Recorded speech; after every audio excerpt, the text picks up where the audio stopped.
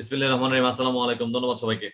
আমরা এই পর্যায়ে দণ্ডবিধি আইন পড়বো। দণ্ডবিধি আইনে আজকে আমাদের দ্বিতীয় রিভিশন। গত ক্লাসে আমরা প্রথম রিভিশন করেছিলাম। আমরা গত ক্লাসে পড়েছিলাম 229 পর্যন্ত। আজকে পড়বো হচ্ছে 230 থেকে দ্বিতীয় রিভিশন। খেয়াল করি, প্রথমে বলেছিলাম গত ক্লাসে যখন আমরা মুদ্রা সম্পর্কিত কোনো অধ্যায়ে যাই, মুদ্রা সম্পর্কিত সরকারি স্ট্যাম্প সম্পর্কিত অপরাধ, এক্ষেত্রে আমরা অবশ্যই কোন আইনে চলে যাব? বিশেষ ক্ষমতা আইন। বিশেষ ক্ষমতা আইন, যেখানে 25-এর কতে বলা আছে অপরাধ সম্পর্কিত বিষয়। সো 231 থেকে 263 ক পর্যন্ত এই ধারাগুলো আমরা একটু ওভারলোক করে যাব। আমরা চলে যাব বিশেষ ক্ষমতা আইনে 25-এর ক ধারায়, যদি মুদ্রা সম্পর্কিত কোনো অপরাধের বিষয়ে কোনো প্রশ্ন আসে। দেন আমরা দেখতে পাই 264 ধারা থেকে 264 ধারা থেকে আমরা 13তম অধ্যায় দেখতে পাই ওজন এবং মাপ সম্পর্কিত অপরাধ। ওজন এবং মাপ সম্পর্কিত অপরাধ। আমরা এই ওজন এবং মাপ সম্পর্কিত অপরাধের মধ্যে প্রথমে জেনেছিলাম যে 264 ধারায় যদি ওজন পরিমাপক যন্ত্রের ব্যবহার করি, পাল্লা যন্ত্রের ব্যবহার করি যা নকল, ভেজাল, সেক্ষেত্রে আমরা দেখতে পাই মিথ্যা ওজন মাপক যন্ত্র ব্যবহার করলে 264 ধারায় সাজার বিধান। আর যদি দেখা যায় মিথ্যা বাটখারা ব্যবহার করি, সেক্ষেত্রে আমরা দেখতে পাই সাজার বিধান 265। 264 এবং 265 ধারা অনুযায়ী এই মিথ্যা ওজন এবং মিথ্যা মাপ যদি কারো কাছে রাখা হয়, যদি কেউ তার নিজের কাছে রাখে ব্যবহারের জন্য, আমরা দেখতে পাই প্রতারণামূলক ব্যবহারের জন্য যদি মিথ্যা মাপ এবং বাটখারা রাখেন 266 ধারায় সাজার বিধান রয়েছে। দেন আমরা 267-তে পড়েছিলাম মিথ্যা ওজন এবং যন্ত্র কেউ যদি প্রস্তুত করেন, বিক্রি করেন, এই যে প্রস্তুত করেন, যে নিজে জানেন যে বাটখারাটা, এই পাল্লাটা মিথ্যা, অর্থাৎ নকল বা ভেজাল, জেনে শুনে প্রস্তুত করা, বিক্রি করা, আইন অনুযায়ী আমরা দেখতে পাই সাজার বিধান 267। তাহলে 264 থেকে 267 13তম অধ্যায়। দেন আমরা দেখতে পেয়েছি 268 থেকে 268 থেকে অধ্যায় হচ্ছে 14তম অধ্যায়। এখানে আমরা কি কি পেয়েছিলাম? জনস্বাস্থ্য, নিরাপত্তা, সুবিধা, শালীনতা, নৈতিকতা বিরোধী অপরাধ। এক্ষেত্রে আমরা মূল বিবেচ্য বিষয় হচ্ছে গণ উপদ্রব সম্পর্কিত চ্যাপ্টার। গণ উপদ্রব সম্পর্কিত চ্যাপ্টার কততম অধ্যায়? 14তম অধ্যায়, যেখানে আমরা পড়েছিলাম 268 থেকে 294 খ পর্যন্ত এই 14তম অধ্যায়ে বর্ণিত আছে। তো আমরা প্রথমে জেনেছিলাম 268 ধারা অনুযায়ী গণ উপদ্রব কাকে বলে? যেখানে জনসাধারণের আপনার কোনো কাজের মাধ্যমে জনসাধারণের বিরক্তির প্রকাশ হয়, সেটাকে আইন অনুযায়ী গণ উপদ্রব বলে অবহিত করা হয়ে থাকে। অর্থাৎ জনগণকে উপদ্রব করা, জনগণকে বিরক্ত করা, এটাকে আমরা বলে থাকি গণ উপদ্রব 268 ধারায়। স্পেসিফিকলি আমরা যদি বলতে চাই 268-র পর 269 থেকে একদম 289 পর্যন্ত যে ধারাগুলো বলা আছে, এই ধারাগুলোর মধ্যে স্পেসিফিকলি বলা আছে যে কোন গণ উপদ্রবের জন্য কি সাজা। বাট যে গণ উপদ্রবের সাজা নাই, সে গণ উপদ্রবের সাজার বিধান আমরা দেখতে পাই যদি সুনির্দিষ্ট করে বলা না থাকে দণ্ডবিধিতে, সেক্ষেত্রে আমরা দণ্ড 290 ধারায় সাজার বিধান দেখতে পাই। তাহলে গণ উপদ্রব 268 সংজ্ঞা বা যে গণ উপদ্রবের সাজার বিধান সুনির্দিষ্ট করে বর্ণিত হয় নাই দণ্ডবিধিতে, সেই সাজার বিধান আমরা দেখতে পাই 290 ধারায় বলা আছে। আর এক অপরাধ গণ উপদ্রব করার জন্য আপনাকে নিষেধাজ্ঞা দেওয়া হলো, এই নিষেধাজ্ঞার পরও যদি আপনি বারংবার করতে থাকেন, আমরা দেখতে পাই সাজার বিধান 291 ধারা। এক্ষেত্রে আমরা এখন দেখব গণ উপদ্রব জানলাম, যে গণ উপদ্রবের সাজার বিধান নাই তার দণ্ড জানলাম 290। তাহলে গণ উপদ্রব 268, যে দণ্ডের বিধান নাই গণ উপদ্রবে, সে দণ্ডের বিধান 290। এখন আমরা জানবো কেউ যদি অবহেলাপূর্ণ কোনো কার্যের মাধ্যমে মারাত্মক রোগের সংক্রমণ ঘটায়, সাজার বিধান আমরা দেখতে পাই 269। আর ইচ্ছাকৃত ভাবে বিদ্বেষ প্রসূত কাউকে ক্ষতিগ্রস্ত করার জন্য রোগের সংক্রমণ ঘটালে 270 ধারায় সাজার বিধান আছে। কোয়ারেন্টাইন কেউ যদি অমান্য করে, যে কোয়ারেন্টাইনের নির্দেশনা যদি কেউ অমান্য করে, 271 ধারায় সাজার বিধান রয়েছে। দেন আমরা দেখতে পাই 272 থেকে একদম 277 পর্যন্ত এই বিষয়গুলোর মধ্যে বলা আছে খাদ্য, পানীয়, দেন আমরা দেখতে পাই ঔষধ।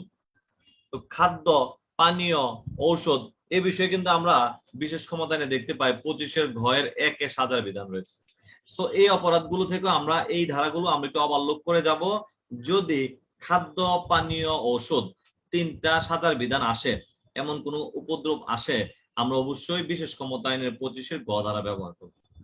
দেন আমরা দেখতে পাই অনেক জায়গায় জনবহুল এলাকায় ইট ভাটা নির্মিত হয়, যে ইট ভাটার ধোঁয়াটা জনসাধারণের স্বাস্থ্যের জন্য ক্ষতিকারক।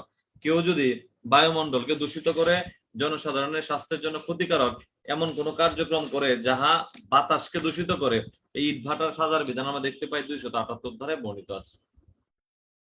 দেন আমরা পড়েছিলাম দ্রুত গতিতে গাড়ি চালনা, সাজা 279। দ্রুত গতিতে নৌযান চালনা, সাজা আমরা দেখতে পাই 280। মিথ্যা বাতি চিহ্ন ব্যবহার করা 281 ধারায়। আর দ্রুত গতিতে নৌযান চালিয়ে যদি কোনো ব্যক্তির মারাত্মকভাবে জীবন বিপন্ন করেন, আমরা সাজার বিধান দেখতে পাই 282 ধারায় বর্ণিত আছে। 282 ধারায় বর্ণিত আছে। এরপর আমরা চলে যাব 283 থেকে 287 অবহেলাপূর্ণ আচরণ। এই বিষয়গুলো একটু আমরা অবলোক করে যাব। দেন আমরা চলে যাব 288 ধারায়, দালান নির্মাণ সম্পর্কিত কাজে অবহেলাপূর্ণ আচরণ। আপনি দালান নির্মাণ করতেছেন, উপর থেকে ইট মানুষের গায়ে পড়ে সে মারা গেল বা আহত হলো, গুরুতর আহত হলো, সাজার বিধান রয়েছে। অবহেলাপূর্ণ কাজের জন্য আপনার দায়িত্ব ছিল আগে সেফ এন্ড সিকিউর করা, দেন আপনি কাজ শুরু করা। 288 ধারায় বিধান রয়েছে দালান নির্মাণ কাজে অবহেলাপূর্ণ আচরণের সাজার বিধান। আর কেউ যদি কুকুর পুষে, কুকুরটা জানে যে সে কুকুরটা কাউকে কামড়ায়, ইতিপূর্বে কামড়িয়েছে, জেনে শুনে এই পশু সম্পর্কে অবহেলাপূর্ণ আচরণ, সে জানা সত্ত্বেও যে কুকুরটা কামড়ায় তাকে সে লালন পালন করতেছে, আমরা দেখতে পাই 289 ধারায় সাজার বিধান রয়েছে। আর 290 ধারায় তো পড়লাম, যেখানে গণউপদ্রবের সাজার সুনির্দিষ্ট কোনো বিধান নাই, সেক্ষেত্রে আমরা সাজার বিধান দেখতে পাই 290। আপনাদেরকে একটা গল্প বলেছিলাম যে জনৈক তরুণ তরুণী রাস্তার মধ্যে এমন ভাবে আলিঙ্গন করতেছে যে আলিঙ্গনটা আমাদের সমাজে শুভকর নয়, দেখতে দৃষ্টিকটু, উপদ্রবের সৃষ্টি, আমরা দেখতে পাই সে সাজার বিধান 290 ধারায়। কারণ আলিঙ্গন করার সাজা দণ্ডবিধানে সুনির্দিষ্ট করে বলা হয় না। দ্যাটস ওয়াই 290 ধারায় সাজার বিধান আমরা দেখতে পাই, এই ধারায় তাকে দণ্ডের বিষয়ে আলোকপাত করা হয়েছে। দেন নিষেধাজ্ঞার পরেও যদি উৎপাত চালিয়ে থাকে 291 ধারা। এর পরবর্তী পার্টে আমরা চলে যাব অশ্লীল বই পুস্তক বিক্রয়। দুইটা বিষয় রয়েছে এখানে। অশ্লীল বই পুস্তক বিক্রয়ের প্রথম পার্ট হচ্ছে প্রাপ্তবয়স্কের কাছে বিক্রি করলে অপরাধ, দ্বিতীয় পার্ট হচ্ছে শিশুর কাছে বিক্রি করলে অপরাধ। তবে এক্ষেত্রে শিশু বলতে বোঝানো হয়েছে 20 বছরের কম। অন্যান্য যদিও বলা আছে 18 বছর 16 বছর, বাট এই ক্ষেত্রে বই পুস্তক বিক্রয়ের বিষয়ে বইয়ে আমরা দেখতে পাই বয়সের বিষয়ে বাধ্যবাধকতা 20 বছর পর্যন্ত। তাহলে 292 ধারায় দেখি অশ্লীল বই পুস্তক বিক্রির সাজার বিধান। যদি কেউ অশ্লীল বই পুস্তক বিক্রি করেন, প্রস্তুত করেন বা কোন প্রকার প্রতিবেদন প্রণয়ন করেন, অশ্লীল, সাজার বিধান রয়েছে 292 ধারায়। তবে ধর্মীয় উদ্দেশ্যে হলে সেটা অপরাধ হবে না, আমরা দেখতে পাই ব্যতিক্রমে বলা আছে 292 ধারা। যা ইতিমধ্যে জেনেছি পর্নোগ্রাফি নিয়ন্ত্রণ আইনে 8 ধারায় সাজা, তবে যদি ধর্মীয় উদ্দেশ্য হয় 9 ধারায় সাজা হবে না। দেন আমরা দেখতে পাই 293-তে পড়লাম যে অশ্লীল বই পুস্তক যদি শিশুর কাছে বিক্রি করেন যার বয়স 20 বছরের কম, এক্ষেত্রে সাজার বিধান 293 ধারায়। আর পড়েছিলাম গান বাজনা যদি করে, অশ্লীল গান বাজনা, ডিজে পার্টি করতেছে, আপনি এটা পার্টি করতেছেন, পাশে অসুস্থ লোক আছে, সে ঘুমাইতে পারতেছে না, সে অসুস্থ লোকটার কষ্ট হচ্ছে, সে অসুস্থ লোকটা বিরক্তি পোষণ করতেছে, আমরা দেখতে পাই সাজার বিধান রয়েছে 294 ধারায়। লটারি অফিস 294 ক, বাণিজ্য সংক্রান্ত পুরস্কার ডেস্টিনির কথা বলেছিলাম 294 খ। এই ছিল আমাদের 14তম অধ্যায়। দেন আমরা চলে যাব 15তম অধ্যায়, ধর্ম সম্পর্কিত অপরাধ। বলেছিলাম কেউ যদি ধর্মীয় উপাসনালয় নষ্ট করে, ভাঙচুর করে, অপবিত্র করে, ধর্মীয় উপাসনালয়ে কেউ মলমূত্র ত্যাগ করলো বিদ্বেষপূর্ণ ভাবে, আমরা সাজার বিধান দেখতে পাই 295 ধারা। দেন আমরা 296 পড়েছিলাম ধর্মীয় অনুভূতিতে আঘাত হানার জন্য কোন প্রকার কার্য করা 295 ক। আর যদি কোন প্রকার অঙ্গভঙ্গি বা কথাবার্তা উচ্চারণ করেন 298 ধারায় সাজার বিধান রয়েছে। এছাড়া 296 পড়েছিলাম ধর্মীয় অনুষ্ঠানে গোলাযোগ সৃষ্টি, গুলমাল করা 296। ধর্মীয় সমাধিস্থলে আপনি যদি অনধিকার প্রবেশ করেন, না জিজ্ঞাসা করে অন্য ধর্মের লোক কবরস্থানে প্রবেশ করে ফেলেন, সেটা অনধিকার প্রবেশ বলে বিবেচিত করা হয় 297 ধারায়।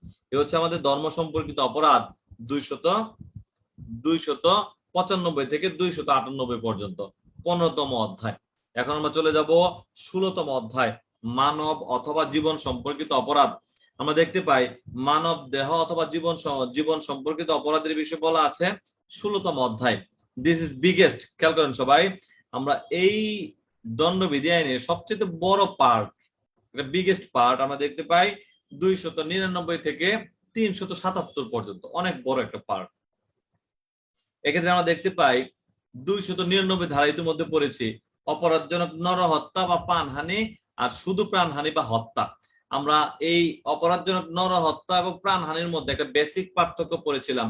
মূল পার্থক্য হচ্ছে দুইটার উদ্দেশ্য একই, মৃত্যু ঘটানো, তবে একটা কার্য দ্বারা মৃত্যু ঘটার সম্ভাবনা থাকে, আরেকটা কার্য দ্বারা মৃত্যু ঘটতে, আরেকটা কার্য দ্বারা মৃত্যু ঘটবে অবিসম্ভাবী। সো যে কার্য দ্বারা মৃত্যু ঘটার সম্ভাবনা থাকে সেটা হচ্ছে অপরাধজনক প্রাণহানি, আর যেই কার্যের মাধ্যমে মৃত্যু অবিসম্ভাবী, মৃত্যু স্বাভাবিক, মৃত্যু হওয়াটা অনস্বীকার্য। আবার দেখতে পাই যে তাৎক্ষণিক মৃত্যু ঘটবে এমন কোন কাজ যদি হয়ে থাকে যে কার্যের মাধ্যমে মৃত্যু ঘটে সেটা খুন বলে অভিহিত করা হয়। সো আমরা 299 ধারায় জেনেছি অপরাধজনক প্রাণহানিটা কাকে বলে। এই 299 ধারায় আমরা ব্যাখ্যা পেয়েছিলাম কয়টা, মনে আছে কিনা আপনাদের? ব্যাখ্যা পেয়েছিলাম 299 ধারায় 3টা ব্যাখ্যা। যে 3টা ব্যাখ্যার মধ্যে আপনাকে বুঝিয়েছে যে কি কার্য করলে খুন হবে, কি কার্য করলে অপরাধজনক প্রাণহানি হবে। 2টা ব্যাখ্যাতে বলা আছে খুন বলে বিবেচিত, আর 3য় নাম্বার ব্যাখ্যাতে বলা আছে অপরাধজনক প্রাণহানি হবে। দেন আমরা পড়েছিলাম খুন, যেখানে মূল বিবেচ্য বিষয় আমরা পড়ি যে কোন কোন কার্য, খেয়াল করেন সবাই, কোন ক্ষেত্রে অপরাধজনক প্রাণহানি খুন বলে বিবেচিত হবে আর কোন ক্ষেত্রে অপরাধজনক প্রাণহানি খুন বলে বিবেচিত হবে না। তাহলে কোন ক্ষেত্রে অপরাধজনক প্রাণহানি খুন বলে বিবেচিত হবে আমরা দেখতে পাই 300 ধারার 4টা শর্ত। কি শর্ত বলা আছে খেয়াল করি আমরা, যে সকল কার্য অপরাধজনক প্রাণহানি বা যে সকল ক্ষেত্রে অপরাধজনক প্রাণহানি খুন বলে বিবেচিত হবে নিম্নে আলোচনা করা হলো। প্রথমত যে কার্য মৃত্যু সংগঠন করার জন্যই করা হয়ে থাকে সেটা খুন বলে বিবেচিত। যে আঘাত মৃত্যু ঘটানোর জন্য মৃত্যু ঘটবে বলে অপরাধী জানে। তৃতীয়ত যে আঘাত মৃত্যু ঘটানোর জন্য যথেষ্ট। চতুর্থত যে আঘাত আশু মৃত্যুর সম্ভাবনা বা আশু মৃত্যু ঘটবে বলে সে জানে। এই যে বিষয়গুলো, এই 4টা ক্ষেত্রে আমরা দেখতে পাই অপরাধজনক প্রাণহানি খুন বলে বিবেচিত হবে। কত ধারায়? 300 ধারায়। আর 300 ধারা আমরা ইতিমধ্যে জেনেছিলাম 300 ধারার ক্ষেত্রে ব্যতিক্রম রয়েছে 5টা। এই 5টা ব্যতিক্রমের মূল বিষয় হচ্ছে অপরাধজনক প্রাণহানি খুন বলে বিবেচিত হবে না। যদি পরীক্ষাতে প্রশ্ন আসে কখন অপরাধজনক প্রাণহানি খুন বলে বিবেচিত হবে না, আমরা লিখব দণ্ডবিধি আইনের 300 ধারার 5টা ব্যতিক্রমের ক্ষেত্রে অপরাধজনক প্রাণহানি খুন বলে বিবেচিত হবে না। প্রথম ব্যতিক্রম আমরা কি পেয়েছিলাম মনে আছে কিনা? উস্কানিতে উত্তেজিত হয়ে যদি কাউকে আপনি খুন করে থাকেন, দুর্ঘটনাবশত খুন করেন, আমরা দেখতে পাই সেটা খুন বলে বিবেচিত হবে না। উস্কানির মাধ্যমে কাউকে খুন করলেন, কারণ তাৎক্ষণিক মাথাটা ঠিক থাকে না, এটা ব্যতিক্রম 1 অনুযায়ী সেটা অপরাধজনক প্রাণহানি হবে, খুন বলে বিবেচিত হবে না।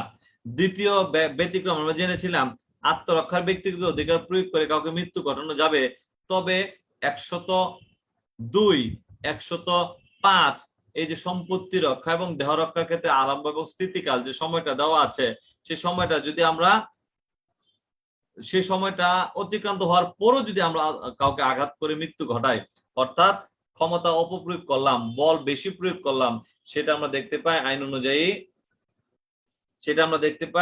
অনুযায়ী 2 নম্বর ব্যতিক্রম অনুযায়ী অপরাধজনক প্রাণহানি হবে, খুন বলে বিবেচিত হবে না। আপনাদেরকে বলেছিলাম চুরি মালামাল যতক্ষণ পর্যন্ত সংশ্লিষ্ট ব্যক্তির হাতে থাকে ততক্ষণ পর্যন্ত চুরকে আপনি আঘাত করতে পারবেন, কিন্তু চুরের মালামাল ফেলে রেখে সে দৌড় দিলে আপনি আর তাকে আঘাত করতে পারবেন না। যদি আপনি যে রেগে মেগে খুবে যে আমার বাড়িতে চুরি করতে আসছে, সে এত বড় সাহস, সে দৌড়ে গিয়ে তাকে আঘাত করলো, সে মারা গেল, এটা কি হবে? আমরা দেখতে পাই অপরাধজনক প্রাণহানি হবে, খুন বলে বিবেচিত নয়। আর তৃতীয় নাম্বার ব্যতিক্রমে আমরা কি পেয়েছিলাম? তৃতীয় নাম্বার ব্যতিক্রমে আমরা পেয়েছিলাম যেখানে তৃতীয় নাম্বার ব্যতিক্রমে পেয়েছিলাম আপনি এজ এ সরকারি কর্মচারী, আপনি যদি সরকারি কার্য পরিচালনাকালে দেখা যায় যে দেখা যায় যে আপনার যতটুকু আত্মরক্ষার ব্যক্তিগত অধিকার রয়েছে, আপনি পরিস্থিতি নিয়ন্ত্রণ করার জন্য যতটুকু করা প্রয়োজন, আপনি ততটুকু ব্যতীত অতিরিক্ত প্রয়োগ করেছেন। আপনাকে গুলি করার কথা বলছে, আপনি গুলি করছেন, শুরু করছেন তো করছেন, আর শেষ করতেছেন না। একটা গুলি করলেই ছত্রভঙ্গ হয়ে গেছে, আপনি গুলি করছেন 10টা। আইন অনুযায়ী আপনার কার্যের মাধ্যমে কেউ যদি ক্ষতিগ্রস্ত হয়, কেউ যদি মারা যায়, সেটা আমরা দেখতে পাই অপরাধজনক প্রাণহানি বলে বিবেচিত হবে। আপনি রেহাই পাওয়ার কোনো সুযোগ নাই। যা 3য় নাম্বার ব্যতিক্রম আমরা দেখেছিলাম। আর 4 নাম্বার ব্যতিক্রমে জেনেছিলাম অপরাধজনক প্রাণহানি আকস্মিক উত্তেজনার ফলে আপনি কাউকে খুন করলেন, যাহার কোনো পূর্ব পরিকল্পনা ছিল না, আক্রোশবশত ছিল না। আপনি আকস্মিক উত্তেজনায় দ্রুত উত্তেজিত হয়ে আপনি কাজ করেছেন। আমরা দেখতে পাই ব্যতিক্রম 4 অনুযায়ী সেটা অপরাধজনক প্রাণহানি বলে বিবেচিত হবে। আর 5 নাম্বার ব্যতিক্রমে পড়েছিলাম যেখানে আপনি 18 বছর ঊর্ধ্ববয়স্ক ব্যক্তিকে কেউ যদি আত্মহত্যার প্ররোচনা দেয়, আর এই আত্মহত্যার প্ররোচনায় সে আত্মহত্যা করে, সেটা আইন অনুযায়ী আমরা দেখতে পাই অপরাধজনক প্রাণহানি হবে, খুন বলে বিবেচিত হবে না। তবে 18 বছরের কম যদি হয়, তাকে আত্মহত্যার প্ররোচনা দিলে সে আত্মহত্যা করলে আপনার কার্যটা খুন বলে বিবেচিত হবে। ব্যতিক্রম 5। দেন আমরা চলে যাব খুন এবং অপরাধজনক প্রাণহানি। অপরাধজনক প্রাণহানির সাজা আমরা পড়েছি 304, খুনের সাজা আমরা পড়েছি 302। যাকে খুন করার জন্য অভিষ্ট লক্ষ্যে গুলি ছুড়েছেন, আপনি জানেন যে আপনার গুলিটা তার গায়ে না লেগে পার্শ্ববর্তী গায়ে লাগতে পারে, জানা সত্ত্বেও আপনি গুলি করেছেন, সংশ্লিষ্ট ব্যক্তি খুন হয় নাই, তার গায়ে লাগে নাই, পার্শ্ববর্তী ব্যক্তির গায়ে লেগেছে। আপনি দেখা যায় আইন অনুযায়ী 301 ধারায় আপনাকে বলা হয়েছে, আপনি যাকে খুন করার জন্য আপনি গুলি ছুড়েছেন, যদিও তিনি খুন হয় নাই, কিন্তু পার্শ্ববর্তী লোক খুন হলে আপনি 302 ধারা অনুযায়ী দণ্ড পাবেন। দ্যাট মিনস 301 ধারা এটা একটা বিধান। এই 301 ধারার বিধান অনুযায়ী অপরাধ করলে সাজা পাবেন 302 ধারায়। যিনি ইতিপূর্বে একবার খুন করার দায়ে যাবজ্জীবন কারাদণ্ডে দণ্ডিত অথবা মৃত্যুদণ্ডে দণ্ডিত হওয়ার পর আবারও খুন করেন, 303 ধারায় তার দণ্ড হচ্ছে অবশ্যই অবিসম্ভাবী মৃত্যুদণ্ড। আর 304 কতে আমরা দেখতে পাই অবহেলাপূর্ণ কাজের জন্য মৃত্যু। আপনারা মনে রাখবেন, অবহেলাপূর্ণ কাজের জন্য যে মৃত্যুর বিষয় আমরা দেখতে পাই 336, 337, 338। অবহেলাপূর্ণ কাজের মাধ্যমে সাধারণ আঘাত, অবহেলাপূর্ণ কাজের মাধ্যমে গুরুতর আঘাত, অবহেলাপূর্ণ কাজের মাধ্যমে মৃত্যু ঘটানো 304 ক। এই 4টা দ্বারা একটু ইম্পর্টেন্ট দিয়ে মনে রাখবেন, বোঝা গেছে? পরীক্ষাতে কিন্তু আসতে পারে, গত পরীক্ষাতে আসছিল। দেন আমরা দেখতে পাই 304 খ, যেখানে আমরা বলি অবহেলাপূর্ণ কাজ বা বেপরোয়াভাবে যান চালাইয়া কাউকে মৃত্যু ঘটানো। যদিও এই ধারার শাস্তির বিধান আমরা দেখতে পাই সড়ক পরিবহন আইনের 105-এ বলা আছে, তথাপি একটু জেনে রাখলাম 304 খ। দেন আমরা দেখতে পাই নাবালককে যদি আত্মহত্যার প্ররোচনা দেওয়া হয়, সাজার বিধান 305, আর সাবালককে যদি আত্মহত্যার প্ররোচনা দেওয়া হয় 306 ধারায় সাজার বিধান রয়েছে। কাউকে খুন করার জন্য উদ্যত হলেন, যাকে আমরা বলি খুনের চেষ্টা, attempt to murder, aim to murder, আমরা দেখি সাজার বিধান 307। তবে আপনাদেরকে একটু ক্লারিফাই করে দিতে চাই, যেখানে মৃত্যুদণ্ডে দণ্ডিত আর যাবজ্জীবন কারাদণ্ডে দণ্ডিত ব্যক্তি যদি হত্যার চেষ্টা করেন, সাজার বিধান 307, তবে তার শাস্তি মৃত্যুদণ্ড, যা আমরা দেখতে পাই 307-এর দ্বিতীয় অংশে বলা আছে। দেন আমরা দেখি অপরাধজনক প্রাণহানির চেষ্টা 308। অপরাধজনক প্রাণহানির চেষ্টা 308 ধারায় সাজার বিধান। আর কোন কার্য করলে অপরাধ হবে, করলে অপরাধ হবে না, না করলে অপরাধ হবে, আমরা ইতিমধ্যে জেনেছি 309। আত্মহত্যা যদি কেউ করে ফেলে অপরাধ নয়, তবে আত্মহত্যা করার চেষ্টার পর বেঁচে গেলেন অপরাধ রয়েছে।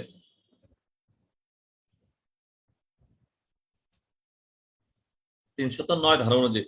দেন আমাদের ইম্পর্টেন্ট বিষয় হচ্ছে ঠগ। পরীক্ষাতে প্রশ্ন আসছিল ঠগ নিম্নলিখিত কোন কার্য করলে ঠগ বলে বিবেচিত হবে। কেউ যদি 309 ধারা 10 ধারা অনুযায়ী খুনের মাধ্যমে, খুন সহ দস্যুতা অথবা শিশু অপহরণের সাথে অভ্যাসগতভাবে জড়িত থাকে, আমরা দেখতে পাই তার উল্লেখিত কার্যক্রম করার জন্য তাকে ঠগ বলে বিবেচিত করা হয় 310। সাজার বিধান 311। আমরা জানি কিনা ঠগ যিনি করবেন তার সাজার বিধান যাবজ্জীবন কারাদণ্ড। সো এটা একটা গ্রিভিয়াস অপরাধ, মনে রাখবেন। 312 থেকে আমরা চলে যাই গর্ভপাতকরণ। গর্ভপাতকরণের বিষয়ে আমরা কি দেখতে পাই? গর্ভপাতকরণের শাস্তি, যার গর্ভপাত করানো হলো নারী আর যিনি করালেন উভয়ই সাজার বিধান রয়েছে, উভয় অপরাধী হবে। 312তে বলা আছে, ব্যাখ্যা আছে একটা। আর 313তে আমরা দেখতে পেয়েছি সম্মতি ব্যতিরেকে গর্ভপাতকরণের শাস্তি 313, যে ক্ষেত্রে গর্ভপাত ঘটানোর ফলে কৃতকার্যের মাধ্যমে কারো মৃত্যু ঘটে, সাজার বিধান 314 ধারায়। দেন আমরা দেখি 315 ধারায় জীবন্ত শিশু যেন জীবন্ত ভূমিষ্ঠ না হয় সেজন্য এমন কোনো কার্য করা বা জন্মের পরে মারা যায় এমন কোনো কার্য করা, সাজার বিধান 315 ধারায়। আর অপরাধজনক প্রাণহানি তুল্য কার্য দ্বারা অজাত শিশুর মৃত্যু ঘটানো, যে শিশুটা জন্ম গ্রহণ করেন নাই, আপনি অপরাধজনক প্রাণহানি তুল্য কার্য, দ্যাট মিনস আকস্মিক উত্তেজিত হয়ে এমন কোনো আঘাত করলেন আপনার স্ত্রীর পেটে থাকা শিশু মারা গেছে, আপনার সাজার বিধান আমরা দেখতে পাই 316 ধারায়। আর বলেছিলাম শিশুকে পরিত্যাগ পর্যন্ত আমরা দেখতে পাই 317 ধারায়। কত বছর? 12 বছর। এই সেম থিংস আমরা দেখতে পাবো শিশু পরিত্যাগের বিষয়ে বলা আছে শিশু আইনের 70 ধারায়। দুইটা ধারা একটু মনে রাখবেন। 318তে পড়েছিলাম গোপনে মৃতদেহ অপসারণ অথবা জন্ম গোপন করার জন্য কার্য। কেউ কোনো শিশুর জন্ম গ্রহণ হলো, নবজাতক শিশু, তার জন্ম গোপন করার জন্য তাকে কোথাও ফেলে আসলেন, রেখে দিলেন, সাজার বিধান 318। বেসিক পার্থক্য 317 এবং 318। 317 হচ্ছে 12 বছরের কম শিশু, জীবন্ত শিশু, আর 318 হচ্ছে মৃত শিশুর জন্ম গোপনকরণ। এ ছিল আমাদের গর্ভপাতকরণের বিষয়। দেন আমরা চলে যাব 319 আঘাতের বিষয়ে পড়েছিলাম। যদি কোনো ব্যক্তি অপর কোনো ব্যক্তিকে দৈহিক যন্ত্রণা দেয়, ব্যাধিগ্রস্ত করে, অপরাগতা ঘটায়, যে ক্ষেত্রে যাহা কারো কাম্য নয়, তাহলে কোনো ব্যক্তিকে দৈহিক যন্ত্রণা দেওয়াটাই আঘাত বলে বিবেচিত 319। আর 320 পড়েছি আমরা গুরুতর আঘাত। কি পড়েছিলাম? 8টা কাজ: পুরুষত্বহীনকরণ, দৃষ্টিশক্তি রহিতকরণ, শ্রবণ শক্তি রহিতকরণ, কোনো অঙ্গ অনিষ্টে সাধন, কোন অঙ্গের স্থায়ী বিনষ্টকরণ, মুখমণ্ডল বিকৃতকরণ, দাঁত বা গ্রন্থি চ্যুতকরণ, আর এমন আঘাত যে আঘাত 20 দিন পর্যন্ত হসপিটালাইজড থাকতে হয়। এই 8টা কাজ করলে গুরুতর আঘাত করেছেন বলে বিবেচিত হবে 320 ধারায়। বলেছিলাম ইচ্ছাকৃত আঘাত কাকে বলে? 321। বলেছিলাম 322 ধারা অনুযায়ী ইচ্ছাকৃতভাবে গুরুতর আঘাত কাকে বলে। তাহলে আপনাদের যদি পরীক্ষাতে প্রশ্ন আসে আঘাত কাকে বলে, সেক্ষেত্রে 319, বা ইচ্ছাকৃত ভাবে আঘাত কাকে বলে 321 মনে থাকবে, 321। দেন আমরা চলে গিয়েছিলাম 323 ধারায়, ইচ্ছাকৃত ভাবে আঘাত করার সাজা 323, ইচ্ছাকৃত ভাবে মারাত্মক অস্ত্রশস্ত্রের মাধ্যমে আঘাত করার সাজা 324, আর ইচ্ছাকৃত ভাবে গুরুতর আঘাতের শাস্তি 325, মারাত্মক অস্ত্রশস্ত্রের মাধ্যমে গুরুতর আঘাতের শাস্তি 326। দুটি চোখ উপড়াইয়া ফেলার শাস্তি আমরা পড়েছি 326 ক ধারা। ক কথাটা মনে রাখবো, বেশি মনে আছে কিনা? 326 ক। সম্পত্তি আদায় কিংবা বেআইনি কাজে বাধ্য করার জন্য আঘাতের শাস্তি 327। আবার সেম থিংস, সম্পত্তি আদায় কিংবা বেআইনি কাজে বাধ্য করার জন্য গুরুতর আঘাতের শাস্তি 329। মাঝে রয়েছে 328, মলম পার্টির সাজা, বিষক্রিয়ার মাধ্যমে আঘাত ঘটানোর শাস্তি 328। দেন আমরা পড়ি সরকারি কর্মচারী যদি স্বীকারোক্তি আদায়ের জন্য বা সম্পত্তি প্রত্যর্পণের জন্য কাউকে ইচ্ছাকৃতভাবে আঘাত করে 330, স্বীকারোক্তি আদায় বা সম্পত্তি প্রত্যর্পণের জন্য কাউকে গুরুতর আঘাত করা হয় 331 দ্বারায় সাজার বিধান রয়েছে। আর সরকারি কর্মচারী তার কার্য পরিচালনা করাকালে কেউ যদি সরকারি কর্মচারীকে আঘাত করে 332, সরকারি কর্মচারীকে গুরুতর আঘাত করলে 333 দ্বারায় সাজার বিধান রয়েছে। প্ররোচনার ফলে আঘাত করা হলে 334, প্ররোচনার ফলে গুরুতর আঘাত করলে 335। একটু আগে বলেছিলাম যে বিপজ্জনক বা অবহেলাপূর্ণ কাজের মাধ্যমে অন্য ব্যক্তির জীবনের ক্ষতি হয়, জেনে শুনে অবহেলাপূর্ণ কাজ করা 336 দ্বারা সাজার বিধান।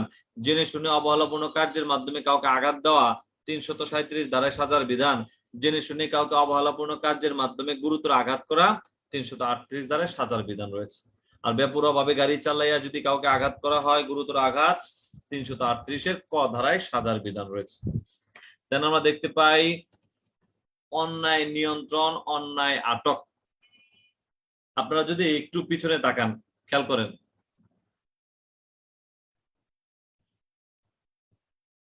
অন্যায় নিয়ন্ত্রণ এবং অন্যায় আটক। অন্যায় নিয়ন্ত্রণ হচ্ছে আপনার মৌলিক অধিকার ক্ষুণ্ণ করা। আপনি কোথাও যেতে চাচ্ছেন, আপনাকে যেতে দেওয়া হচ্ছে না, আপনাকে যেতে দেওয়া হচ্ছে না, ইচ্ছাকৃতভাবে বাধা দান করা হয়েছে, যা যেদিকে আপনি যাওয়ার অধিকার আছে। আবার আপনি আইনগতভাবে যেদিকে যাওয়ার অধিকার আছে, আপনাকে সেদিকে যেতে না দেওয়াটাকে অন্যায় নিয়ন্ত্রণ বলে অভিহিত করা হয় 339। শাস্তির বিষয় বলা আছে 341।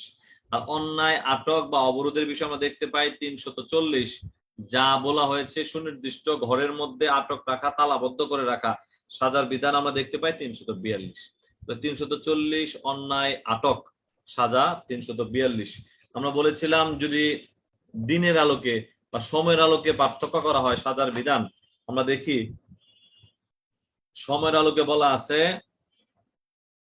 342 ধারায় 2 দিনের জন্য, 343 ধারায় 3 থেকে 9 দিন পর্যন্ত, 344 ধারায় 10 থেকে ততোধিক দিন পর্যন্ত আটক রাখার বিধান 344। আর 345-এ পড়েছিলাম মুক্তিকল্পে রিট জারি করার পরেও অন্যায়ভাবে আটক রাখার শাস্তি 345। কাউকে গোপন ভাবে আটক রাখার শাস্তি 346। সম্পত্তি আদায় কিংবা বেআইনি কাজে বাধ্য করার জন্য কাউকে যদি অন্যায়ভাবে আটক রাখা হয় 347 ধারা। আর স্বীকারোক্তি আদায় কিংবা সম্পত্তি প্রত্যর্পণ কাউকে যদি আটক রাখা হয় 348 ধারায় সাজার বিধান। দেন আমরা পড়েছি বল প্রয়োগ 349। বল প্রয়োগ 349।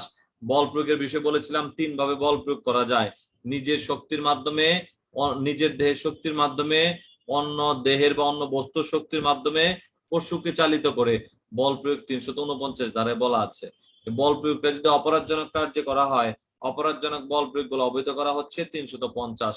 আমরা দেখতে পাই অপরাধজনক বল প্রয়োগ করার পূর্বাবস্থা, অ্যাট্রেম নেওয়া, চেষ্টা করা, আমরা সেটা দেখতে পাই 351 ধারায় আক্রমণের কথা বলা আছে। দুইটার মধ্যে একটা পার্থক্য বলেছিলাম। উদাহরণ, কুকুরকে লেলিয়ে দেওয়া হলো, সেটা হচ্ছে বল প্রয়োগ। আর কুকুরকে লেলিয়ে দেওয়ার জন্য তার শিকল বা দড়ি ছাড়তেছে আস্তে আস্তে ভয় দেখানোর জন্য, সেটা হচ্ছে আক্রমণ 351। এই বল প্রয়োগ এবং আক্রমণের সাজার বিধান আমরা দেখতে পাই 352 ধারায়। বল প্রয়োগ এবং আক্রমণের সাজার বিধান 352 ধারায়। যে ক্ষেত্রে 352 ধারায় হচ্ছে প্ররোচনা ব্যতীত অপরাধজনক বল প্রয়োগ বা আক্রমণ। আর 358 ধারায় হচ্ছে প্ররোচনার মাধ্যমে, উস্কানির মাধ্যমে উত্তেজিত হয়ে কাউকে বল প্রয়োগ করা বা আক্রমণ করা 358 ধারায়। যেখানে পড়েছিলাম সরকারি কর্মচারীকে কর্তব্য সম্পাদনকালে আক্রমণ বা অপরাধজনক বল প্রয়োগের সাজা 353। শ্লীলতাহানির উদ্দেশ্যে কোন নারীকে আক্রমণ বা বল প্রয়োগের সাজা 354। অপমান করার উদ্দেশ্যে আক্রমণ বা বল প্রয়োগ করার সাজা 355 ধারায়। দেন আমরা দেখেছি পরিহিত বা বাহিত সম্পত্তি অপহরণের প্রচেষ্টায়। আপনার অপহরণ মানেই কিন্তু অন্য ধারায় চলে যাবেন না। গত ক্লাসে বলেছিলাম অপহরণ, এখানে একটা অপহরণের শব্দ ব্যবহার করা হয়েছে, খেয়াল করেন সবাই। পরিহিত বা বাহিত সম্পত্তি অপহরণের প্রচেষ্টায় আক্রমণ বা অপরাধজনক বল প্রয়োগ।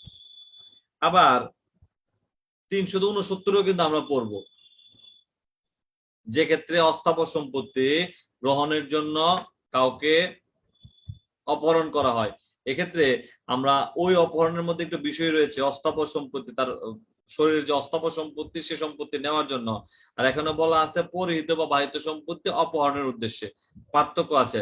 তাহলে 356-তে আমরা পড়েছি পরিহিত বা বাহিত সম্পত্তি অপহরণের প্রচেষ্টায় আক্রমণ বা অপরাধজনক বল প্রয়োগের সাজা।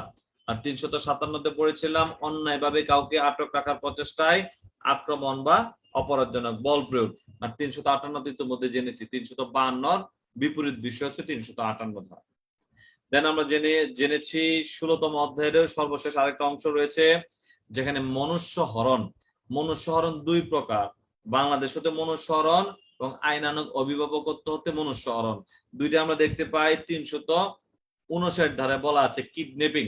এই কিডন্যাপিং এর বিষয়ে আমরা দেখতে পাই বাংলাদেশ হতে মনুষ্য হরণের সংজ্ঞা বলা আছে 360 এবং আইনানুগ অভিভাবকত্ব হতে মনুষ্য হরণের কথা বলা আছে 361। এই যে 361 ধারার ক্ষেত্রে আমরা বয়সের কিছু পার্থক্য দেখতে পাই। নারীর ক্ষেত্রে 16 বছর, শিশুর ক্ষেত্রে, পুরুষের ক্ষেত্রে 14 বছর। তাহলে এই নারী এবং শিশু, নারী এবং শিশু, এই নারী এবং শিশুর মধ্যে বয়সের যে বিষয়, অন্যান্য আইন অনুযায়ী নারীর বয়স কম, ছেলের বয়স বেশি, বাট আমরা দেখতে পাই অপহরণের ক্ষেত্রে নারীর বয়স 16, পুরুষের বয়স 14, বয়সের সংখ্যা কমিয়ে দেওয়া হয়েছে 361 ধারায়। ব্যাখ্যা আছে কয়টা? একটা। পাশাপাশি ব্যতিক্রম আছে একটা। তাহলে আইনানুগ অভিভাবকত্ব হতে লোক অপহরণ, ব্যাখ্যা আছে একটা, ব্যতিক্রম আছে একটা। দেন আমরা দেখি 362 ধারায় বলা আছে ব্যক্তি হরণ বা লোক অপহরণ। আমরা দেখতে পাই ব্যক্তি হরণ 362 ধারায়। কাউকে এক স্থান হতে অন্য স্থানে নেওয়ার জন্য বল প্রয়োগ করা হলে, প্ররোচনা করা হলে, প্ররোচিত করা হলে আমরা সাজার বিধান দেখতে পাই, 363 ধারায়। তাহলে 361, 62, 63 সবগুলো সাজার বিধান 363। লোক অপহরণ, আমরা এই যে লোক অপহরণের শাস্তি 363 ধারায় দেখতে পাই। এক্ষেত্রে একটা বিবেচ্য বিষয় হচ্ছে, লোক অপহরণের সাজার বিধান 363, তবে সেটা যদি খুন করার উদ্দেশ্য হয় 364। 10 বছরের কম বয়স্ক শিশুকে হয় 364 ক ধারায়, 364 ক ধারায়। দেন আমরা চলে যাব 365 ধারায়। কাউকে যদি গোপনে বা অন্যায় ভাবে আটক রাখার উদ্দেশ্যে অপহরণ করা হয়, সাজার বিধান 365। পাশাপাশি কোন নারীকে বিবাহ বন্ধনে সম্মতি করার জন্য অপহরণ বা প্ররোচিতকরণ, এক্ষেত্রে কোন নারীকে বিবাহ করার জন্য অপহরণ করলেন, সাজার বিধান আমরা দেখতে পাই 366। আবার বিবাহিত নারীকে ফুসলাইয়ে নিয়ে যাওয়ার জন্য যদি আপনি অপহরণ করেন, আমরা দেখতে পাই 498 ধারায় বলা আছে। তাহলে 498 হচ্ছে বিবাহিত নারী, আর 366 হচ্ছে অবিবাহিত নারী, অবিবাহিত নারীকে বিয়ে করার জন্য। আর 498 হচ্ছে অসৎভাবে যৌন সঙ্গম করার জন্য বিবাহিত নারীকে নিয়ে যাওয়া, ফুসলাইয়া নিয়ে যাওয়া, পার্থক্য আছে। তাহলে 366 আমরা পড়লাম কোন নারীকে বিবাহ বন্ধনে বাধ্য করার জন্য অপহরণ বা প্ররোচিতকরণের সাজা 366। দেন আমরা 366 ক, এগুলো আমাদের দরকার নাই। 369 যা বলেছিলাম, 10 বছরের কম বয়স্ক শিশুর গা হতে অস্থাবর সম্পত্তি অপহরণ করার উদ্দেশ্যে অপহরণের শাস্তি, অস্থাবর সম্পত্তি অপহরণের জন্য অপহরণ করার শাস্তি 369 ধারায়। এছাড়া আমরা বারবার বলি একটু বয়সের বিষয়টা জানা দরকার। 372 ধারায় যেখানে বলা আছে 18 বছরের নিম্ন বয়স্ক ব্যক্তিকে যদি বিক্রি করা হয়, ভাড়া দেওয়া হয়, আমরা দেখতে পাই 372 ধারায় সাজা, যার উদ্দেশ্য কি? ব্যবসাবৃত্তিতে নিয়োগ করার জন্য, ব্যবসাবৃত্তিতে নিয়োগ করার জন্য। এক্ষেত্রে ব্যাখ্যা আছে দুইটা। অবৈধ সহবাসের ব্যাখ্যা আমরা দেখতে পাই 2 নম্বর ব্যাখ্যা। দেন আমরা পড়েছিলাম ব্যবসাবৃত্তিতে নিয়োজিত করার জন্য নাবালিকা ক্রয় 373, এক্ষেত্রে বয়সের কথা বলা আছে 18 বছর, এক্ষেত্রে ব্যাখ্যার কথা বলা আছে একটা। আর বেআইনি শ্রমে বাধ্য করা, যদিও মানব পাচার আইনে বলা আছে, তথাপিও দণ্ডবিধি আইনের 374, মানব পাচার আইনের 9 ধারায়। আর ধর্ষণের সংজ্ঞা আমরা পড়েছি, ধর্ষণের সংজ্ঞার জন্য বৈশিষ্ট্য কয়টা, উপাদান কয়টা? 5টা। প্রথমত আমরা দেখতে পাই স্ত্রীলোকের ইচ্ছার বিরুদ্ধে, স্ত্রীলোকের সম্মতি ব্যতীত, স্ত্রীলোকের সম্মতি ব্যতীত। আর তৃতীয় ক্ষেত্রে আমরা দেখতে পাই আঘাত আক্রমণের ভয় দেখাইয়া ধর্ষণ। আর দেখতে পাই আঘাত আক্রমণের ভয় দেখায় সম্মতি আদায় করে যদি কাউকে যৌন সঙ্গম করে, সেটা ধর্ষণ বলে বিবেচিত হবে। চতুর্থ উপাদানে আমরা দেখতে পাই, বৈশিষ্ট্যতে দেখতে পাই, যেখানে নারী জানে পুরুষ লোকটি তার স্বামী, কিন্তু পুরুষ লোকটি জানে তার স্বামী নয়, চতুর্থ বিষয়। আর পঞ্চমে আমরা দেখতে পাই যে ক্ষেত্রে স্ত্রী লোকের বয়স 14 বছরের কম, সেক্ষেত্রে সম্মতিত হলেও ধর্ষণ হবে। আবার ব্যতিক্রমে বলা আছে যে ক্ষেত্রে নিজ স্ত্রীর বয়স 13 বছরের কম, সেটা সম্মতিত হলেও আমরা দেখতে পাই নিজ স্ত্রী হলেও ধর্ষণ হবে। তাহলে স্ত্রী লোকের ক্ষেত্রে 14 বছরের কম, আর নিজ স্ত্রীর ক্ষেত্রে 13 বছরের কম, এটি একটু পার্থক্যটা মনে রাখবেন। এক্ষেত্রে আমরা দেখতে পাই ধর্ষণের ব্যাখ্যা একটা, ব্যতিক্রম একটা। ব্যতিক্রম তো পাইলাম, নিজ স্ত্রীর কথা অবশ্যই নিজ স্ত্রীর বিষয়ে উল্লেখ থাকবে। দেন আমরা দেখতে পাই ব্যাখ্যার বিষয়ে, যৌন ধর্ষণ হওয়ার জন্য শুধুমাত্র যৌনাঙ্গে প্রবেশ করাটাই আমরা দেখতে পাই ধর্ষণ বলে বিবেচিত হবে। এক্ষেত্রে তাহলে আমরা জানলাম হচ্ছে ধর্ষণের উপাদান হচ্ছে 5টা, বৈশিষ্ট্য 5টা, ব্যাখ্যা একটা, ব্যতিক্রম একটা। দেন চলে যাব ধর্ষণের সাজা 376, কিন্তু ধর্ষণের শাস্তি আমরা কোথায় নিব? নারী শিশু নির্যাতন দমন আইনের 9 এক। এছাড়া আমরা পড়ি অস্বাভাবিক অপরাধ। নিম্নলিখিত কোনটি অস্বাভাবিক অপরাধ বলে বিবেচিত হবে? পুরুষের ক্ষেত্রে, স্ত্রীলোকের ক্ষেত্রে, পশুর সাথে যদি বলাৎকার করা হয় আমরা দেখতে পাই অস্বাভাবিক অপরাধ বলে বিবেচিত হবে। তবে পুরুষ লোকের বয়স যদি শিশুর বয়স হয় সেক্ষেত্রে আমরা দেখতে পাই নারী শিশু নির্যাতন দমন আইনের 9 এক ধারায় মামলা দেওয়ার বিধান রয়েছে। তাহলে আমরা কি জেনেছি আজকে ক্লাস থেকে?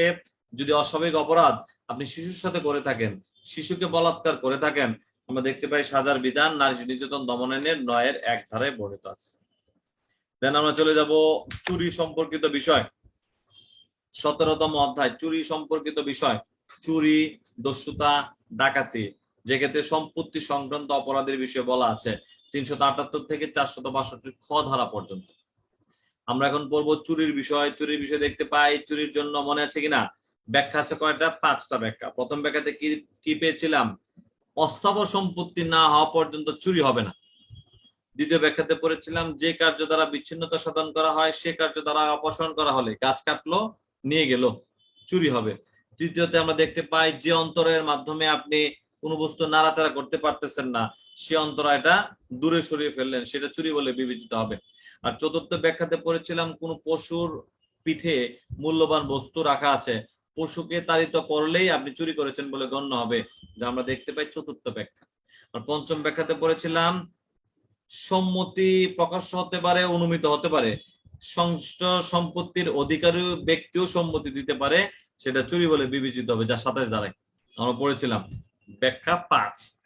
আর চুরির সঙ্গে আমরা পড়েছিলাম 5টা স্বরে অপরের অসম্মতিতে অস্থাবর সম্পত্তি অসৎ উদ্দেশ্যে অপসারণ করাকে চুরি বলা হয়ে থাকে, যা আমরা দেখতে পাই 378, সাজা 379, শুধুমাত্র বাসগৃহ হলে 380। Everybody attention please, be careful. সময় যতক্ষণ আছে একটু কাজে লাগানোর চেষ্টা করি। তাহলে 378 হচ্ছে চুরি, সাজা 379, আর আমরা দেখতে পাই 380 হচ্ছে বাসগৃহে সাজার বিধান রয়েছে। বাসগৃহে সাজার বিধান রয়েছে। তাহলে বাসগৃহে যদি চুরি করে সাজা কত? 380। কোন চাকর কেরানি যদি চুরি করে শাস্তির বিধান আমরা দেখতে পাই 381। আর চুরি করতে যাওয়ার পূর্বে আপনি যদি আঘাত আক্রমণের প্রস্তুতি নিয়ে যান, পিস্তল সাথে নিয়ে যান, আমরা দেখতে পাই সাজার বিধান 382 ধারায়, যা আমরা চুরি সম্পর্কিত পাঠ শেষ 378 থেকে 382 ধারা পর্যন্ত। অবশ্যই প্রত্যেকটা ধারার উদাহরণগুলো খেয়াল করব। উদাহরণগুলো আমরা যদি ভালোভাবে না জানি তাহলে পরীক্ষায় প্রশ্নের জবাব দিতে পারবো। এখন আমরা যাব জোরপূর্বক সম্পত্তি আদায়। বলেছিলাম যদি কোনো ব্যক্তি ইচ্ছাপূর্বক কাউকে আঘাতের ভয় দেখিয়ে কারো নিকট চাঁদা প্রদানের জন্য বা মূল্যবান বস্তু দেওয়ার জন্য বা মূল্যবান বস্তুরূপে রূপান্তরযোগ্য কোনো স্বাক্ষর দেওয়ার জন্য বাধ্য করে অসাধুভাবে যা জোরপূর্বক সম্পত্তি আদায় বলে অবহিত করা হয়, এক্ষেত্রে কুৎসা রটনা করানো হবে মর্মে কাউকে ভয়ভীতি দেখিয়ে টাকা আদায় করা হলো, সেটা কি হবে? জোরপূর্বক সম্পত্তি আদায়। কারণ নিকট থেকে সিগনেচার নেওয়া হলো সাদা কাগজে, সেটা আমরা দেখতে পাই জোরপূর্বক সম্পত্তি আদায় বলে বিবেচিত হবে 383 ধারায়। এক্ষেত্রে আমরা পড়েছিলাম জোর সংখ্যাগুলো হচ্ছে আদায় সম্পর্কিত, বেজোর সংখ্যাগুলো হচ্ছে ভয়ভীতি প্রদর্শন সম্পর্কিত। আমরা দেখতে পাই চাঁদা আদায় করার ধারা আছে 384, 386, 388, 384, 386, 388।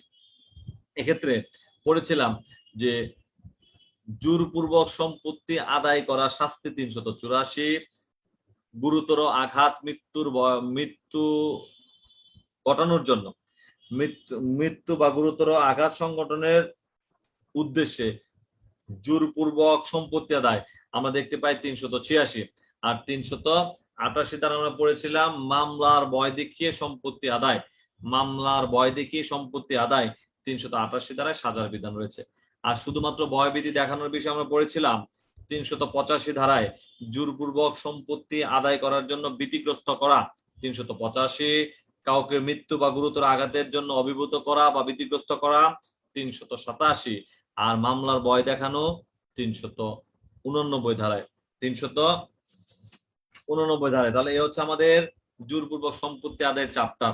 বলেছিলাম এই বিষয়গুলো যদিও আইন শৃঙ্খলা বিঘ্নের অপরাধ দ্রুত বিচার আইনে চলে গেছে, তথাপিও আমরা এই বিষয়গুলো জানবো 383 থেকে 389 পর্যন্ত। দেন আমরা পড়েছিলাম দস্যুতা। প্রত্যেক দস্যুতায় চুরি না হয় জোরপূর্বক সম্পত্তি আদায়। প্রত্যেক দস্যুতায় চুরি না হয় জোরপূর্বক সম্পত্তি আদায়। এক্ষেত্রে আমরা দেখতে পাই যে ক্ষেত্রে চুরি দস্যুতা সামিল হয়, চুরিকালে যদি আঘাত আক্রমণের ভয় দেখায় সেটা দস্যুতা হবে। আবার জোরপূর্বক সম্পত্তি আদায়টাও দস্যুতা হবে যদি তাৎক্ষণিক আঘাতের ভয় দেখানো হয়। তাহলে চুরি কখন দস্যুতা সামিল হবে? 390। অপরাধজনক বল প্রয়োগ বা অপরাধজনক সম্পত্তি আদায় কখন দস্যুতায় পরিণত হবে? আমরা দেখতে পাই 390 ধারায় বর্ণিত আছে। আর দস্যুতার ক্ষেত্রে আমরা সহজ ভাষায় পড়েছিলাম চুরির উগ্রতাকেই দস্যুতা বলে অভিহিত করা হয়। এক্ষেত্রে দস্যুতা করাকালীন অপরাধীর সংখ্যার উপর নির্ভর করবে সেটা দস্যুতা নাকি ডাকাতি। আমরা 390 ধারায় পড়েছি 1 থেকে 4 পর্যন্ত হলে সেটা দস্যুতা হবে 390। পাশাপাশি 395-তে জেনেছি সংখ্যা যদি অপরাধীর সংখ্যা যদি 5 বা ততোধিক হয় সেটা হয়ে যাবে ডাকাতি। তো দস্যুতা সাজার বিষয় আমরা কততে পেয়েছিলাম? 391 ধারায়। খেয়াল করি 392 ধারায় দস্যুতার সাজা, আর ডাকাতির কথা বলা আছে 391 ধারায়। এখন প্রশ্ন হচ্ছে দস্যুতা পড়লাম 390, ডাকাতি পড়লাম 391, দস্যুতার সাজা 392, দস্যুতা সংগঠনের চেষ্টা 393, আর দস্যুতাকালে আঘাত দান 394। ডাকাতি পড়লাম সংখ্যার ভিত্তিতে 391, 5 বা ততোধিক হলে ডাকাতি হবে 391। সাজার বিধান আমরা দেখতে পাই ডাকাতির সাজা 395। আর সেই ডাকাতি কালে যদি খুন করা হয় সাজার বিধান 396 ধারায়। মৃত্যু ঘটাবার চেষ্টা বা গুরুতর আঘাতের চেষ্টা সহ দস্যুতা বা ডাকাতি করা আমরা দেখতে পাই 397 ধারায় সাজার বিধান রয়েছে। সর্বোপরি 398 ধারা পর্যালোচনায় দেখি মারাত্মক অস্ত্র শস্ত্রে সজ্জিত হয়ে দস্যুতা বা ডাকাতি সংগঠনের চেষ্টার শাস্তি। সর্বোপরি ডাকাতির প্রস্তুতির সাজার বিধান আমরা দেখি 399। ডাকাতির জন্য সমবেত হওয়ার শাস্তি, ডাকাতির জন্য সমবেত হওয়ার শাস্তি আমরা দেখতে পাই 402। তাহলে ডাকাতির প্রস্তুতি 399, সমবেত হওয়া 402। এছাড়া আমরা জেনেছি ডাকাত দলের সদস্য হওয়া 400 ধারায়, চোর দলের সদস্য হওয়া 401 ধারায়। অনেকক্ষণ আপনাদের জন্য বলা, দয়া করে আমার এই বলাটা যেন সার্থক হয় কন্টিনিউ এই শোনার পাশাপাশি রেকর্ডিং শোনার পাশাপাশি লিখবেন, না লিখলে কোনোভাবে মুখস্থ থাকবে না। আপনাদের কাছে আবার অনুরোধ, পরীক্ষার সামনে সন্নিকটে দয়া করে একটু বেশি বেশি শুনবেন, বেশি বেশি শুনবেন। অবশ্যই শোনার পাশাপাশি লিখবেন। ধন্যবাদ সবাইকে, ভালো থাকেন সবাই, আসসালামু আলাইকুম।